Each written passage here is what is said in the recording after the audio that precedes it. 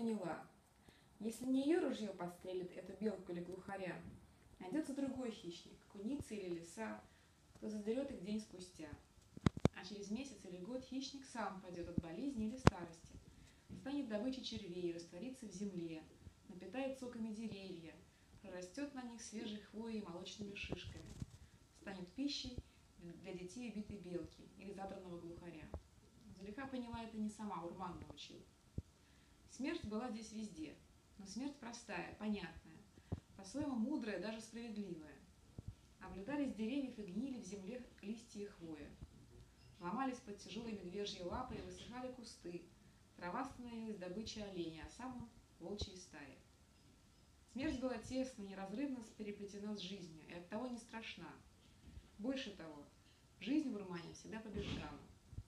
Как бы ни бушевали осенью страшные торфяные пожары, как ни была бы холодная и суровая зима, как ни свирепствовали бы оголодавшие хищники, Зулейха знала, весна придет, и брызнут юной зеленью деревья, и шелковая трава затопит выжженную некогда дочерную землю, и народится у зверя веселый и обильный молодняк.